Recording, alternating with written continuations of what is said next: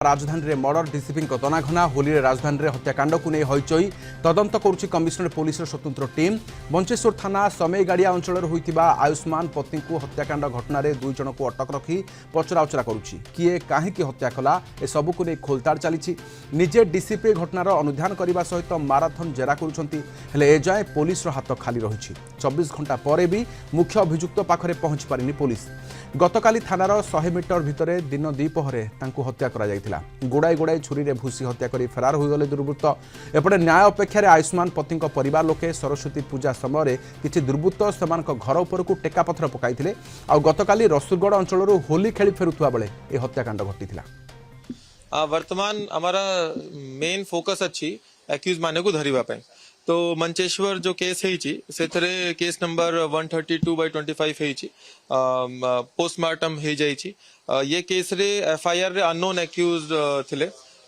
वर्तमान सुधा दुई लोग ये केस रे अटक अछंती से माने रे इंट्रोगेशन चली आउ शहीद नगर केस रे मध्य 3 लोगों को हमें आइडेंटिफाई करिछु धरिबा पई हमारा से 4टा टीम लागी छी धरिबा पई और हमें खूब शीघ्र से एक्यूज माने को धर देबु सेटा जहा प्राइमा फेसिया जना पडुची कि ये सबु इंसिडेंट जो हेची एटा अंडर इन्फ्लुएंस ऑफ लिकर हेची कौन सी या भीतरे कोई बहुत बड़ा प्लानिंग की ये सबु नहीं किंतु अंडर इन्फ्लुएंस ऑफ लिकर ये सबु हेची तो एटा हमको वर्तमान से जना पडुची और परे एक्यूज माने धरा पडला परे फर्दर डिटेल्स जना पड़ी अधिक सूचना पावन सहित principal correspondent P Hemant Kumar अच्छा हेमंत वर्तमान क्षेत्र में ये पूर्व शत्रुता हो पारे केउथुपाई ये हत्याकांड वर्तमान तदंत करुछन्ते खोद डीसीपी जगमोहन मीना तनाघना करुछन्ते विभिन्न स्थान में किंतु वास्तव में कारण कौन मुख्य अभियुक्त केउठी अछि काहाकू अटक रखा जायछि सेमानकु कोन तथ्य मिलुछि देखो जो भाव में घटनार 24 घंटा पर भी पुलिस पाखे किसी सुराग मिल पार नहीं जदिओ सेमईगढ़िया हत्याकांड आयुष्मान पति हत्याकांड जो भाव में रसूलगढ़ से होली खेली फेरुले आठी जो भारत मोटर छक मंचेश्वर थाना मात्र 100 मीटर दूर में हत्या कर मामलें 2 जन को अटक रखी पुलिस पचराउचरा करुच्ची अधिक तथ्य पाई अपराधी पाखे पहुँचापी आशा रखी अपरपक्षे आम परिवार लोकों कथा कही परिवार लोक जे हत्याकारी संपर्क में सविशेष तथ्य देते और सरस्वती पूजार गंडगोल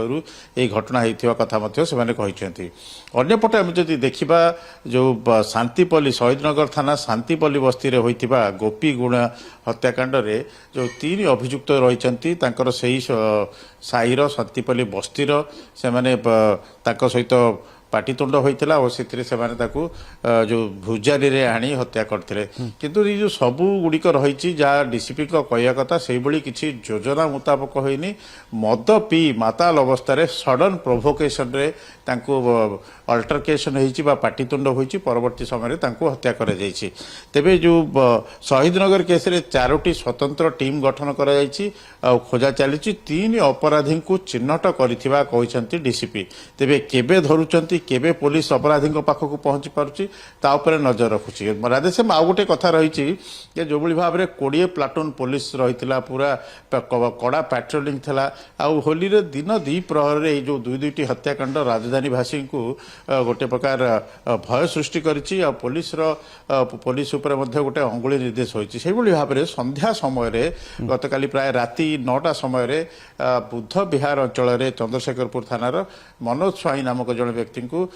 आक्रमण कर छुरा आक्रमण कर आहत होती से यही मामलें 4 जन को गिरफ्त कर डीसीपी कहते तो निश्चित भाव में केउठी ना केउठी राजधानी रे पुलिस हाथरू जो आईन श्रृंखला परिस्थिति धीरे धीरे खसुची कहीहब कारण जो भाव में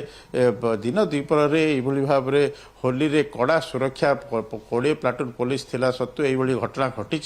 जो द्वितीय घटना समय गाड़िया घटना हत्याकांड दिन 2 पहरे रास्ता उपरे होची सहदेव नायक आपण उदाहरण भाव में नहीं पारंत हत्याकांड घटना हेमंत वास्तव में पुलिस आईन श्रृंखला प्रति बड़ एक्शन लोकों